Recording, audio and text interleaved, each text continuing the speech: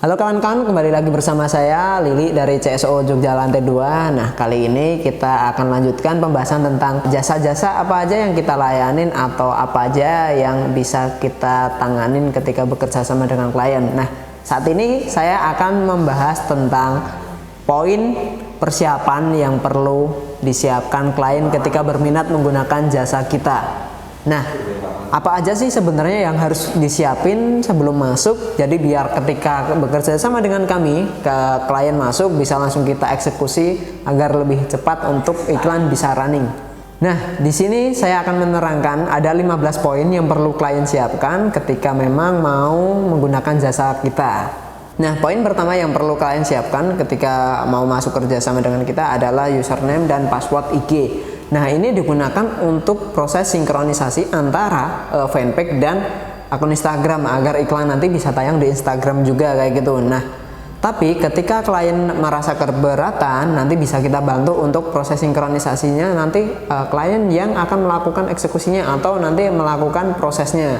Kita hanya instruksi by contoh mungkin atau bisa juga nanti dengan ketikan. Nah, yang kedua adalah testimoni dan foto paket yang siap dikirim atau juga bisa dikatakan pas prosesi pengiriman kayak gitu. Poin ketiga yang perlu disiapkan klien yaitu kontak person CS, jadi nomor yang untuk CS-nya. Nah, untuk bulan pertama biasanya kita rekomendasikan CS-nya bisa langsung ke ownernya ketika memang produknya belum terlalu booming atau memang belum banyak peminatnya. Tapi ketika memang produknya itu udah terkenal, udah brandingnya udah lama, tinggal scale up aja kayak gitu bisa langsung ke CS-nya. Kenapa kita rekomendasikan menggunakan nomor dari owner atau intinya tuh ownernya yang jadi CS? Karena perlu diketahui yang paling tahu tentang produk knowledge adalah ownernya itu sendiri atau memang orang yang tahu tentang produk itu. Nah, misalnya gini gampangannya, kalau CS itu tidak bakal tahu seluk-beluk tentang khasiat dari perbahannya, tapi mungkin untuk ownernya tahu. Jadi misal untuk madu atau mungkin juga misal kayak bahan dari jahe itu sebenarnya untuk apa? Mungkin saya hanya tahu untuk menghangatkan tubuh kayak gitu, tapi mungkin ownernya bisa lebih tahu karena zat yang ada di dalamnya bisa membantu untuk menyembuhkan penyakit lain atau meredakan radang kayak gitu. Nah, poin keempat yang perlu kalian siapkan yaitu adalah nama domain yang diinginkan. Nah, di sini untuk pembuat nama landing page-nya sebenarnya. Jadi ketika iklan diklik masuk ke landing page, nah nanti landing page-nya namanya sesuai dengan permintaan klien. Jadi misal saya punya produk, saya punya produk, nah landing page saya pengen dinamakan lstore.com gitu. Nah, permintaan nanti sesuai dengan permintaan klien, tapi juga menyesuaikan dengan ketersediaannya. Siapa tahu nama yang diinginkan udah dipakai oleh orang lain kayak gitu.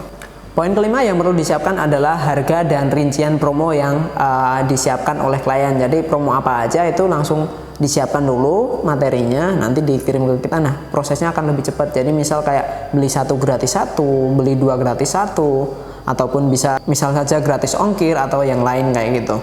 Nah, yang keenam adalah proses pembayaran. Nah, ketika konsumen mau membayar itu bagaimana? Apakah bisa COD ataukah hanya transfer ataukah bisa keduanya? Nah, misal bisa keduanya, nah nanti transfernya ke bank apa kayak gitu dirincikan sekalian. Jadi nanti di landing page kita kasih yang rinci, jadi dari customer tinggal pilih mau transfer via bank apa mungkin, atau bisa juga melayani misal yang terbaru dompet digital mungkin e-wallet, mungkin kayak Dana, OVO dan lain-lain kayak gitu.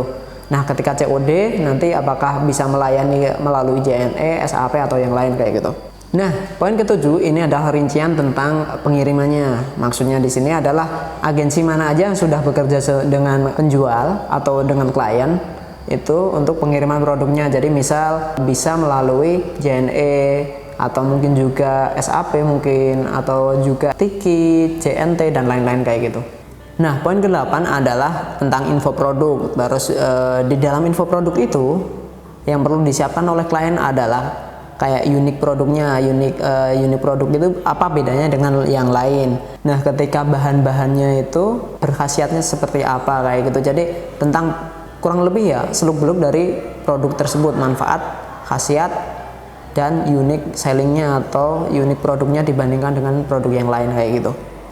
Nah, poin ke-9 adalah FAQ atau daftar pertanyaan yang sering dilontarkan atau ditanyakan oleh konsumen terhadap penjual. Nah, nanti klien siapkan itu semua daftar pertanyaannya, kita masukkan ke FAQ, nanti kita sampaikan di landing page. Jadi jadi ketika konsumen pengen tahu tentang daftar FAQ-nya, jadi kayak mereka pengen tanya tapi males ke CS, nah bisa buka FAQ-nya. Jadi ketika masuk ke CS, dianya udah paham, langsung bisa ke arah closing kayak gitu.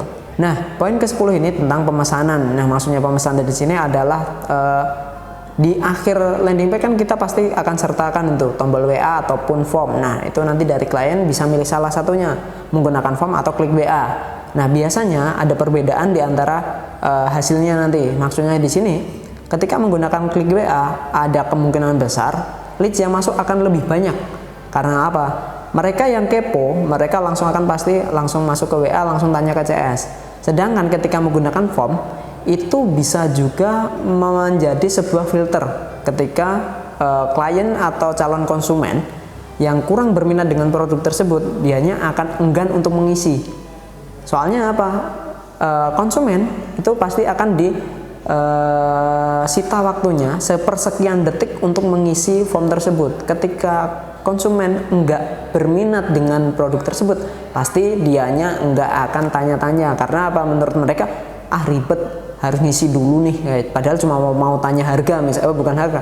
Padahal cuma mau tanya paketan apa aja kayak gitu misal. Ketika memang di landing page kurang lengkap atau gimana gitu. Nah, yang ke-11 adalah link drive marketing kit, yaitu adalah kita sarankan nanti untuk marketing kitnya bisa dimasukkan ke link drive itu tadi, yang isinya bisa foto produk, terus bisa juga video testimoni ataupun foto dari testimoninya kayak gitu. Nah, nanti dimasukkan ke link drive semua maksudnya, jadi biar nanti aksesnya mudah dan terkumpul di dalam satu link drive kayak gitu. Untuk poin ke-12 adalah targeting, maksudnya di sini adalah produk tersebut akan diiklankan langsung ke end user atau mencari reseller ataupun agen atau bisa juga distributor. Nah, di situ nanti adalah untuk targetnya atau tujuannya tuh mau nyari apa kayak gitu. Langsung penjualan ke konsumen atau ke mencari agen ataupun reseller. Nanti bisa mempengaruhi pembuatan landing page-nya kayak gitu. Nah, poin ke-13 ini adalah tentang konsep iklan atau konsep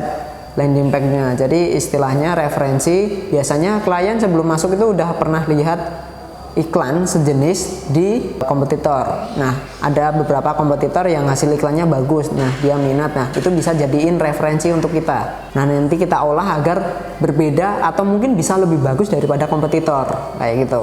Itu untuk poin yang ke-13. Poin ke-14 adalah metode pembayaran.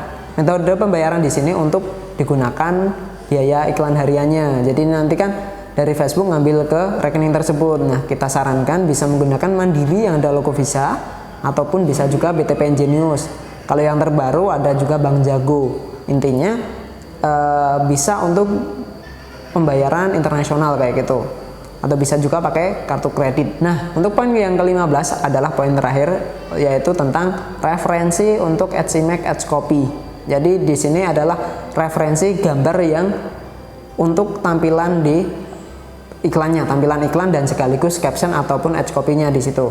Nah, itu nanti ketika klien udah punya ataupun udah melihat punya kompetitor mungkin kayak gitu yang bagus, nanti bisa buat referensinya. Atau dari kliennya mentok tidak ada ide, nanti bisa dipasarkan ke kita. Nanti kita yang ngebuat untuk konsepnya seperti apa untuk AdSimac dan AdsCopy kayak gitu.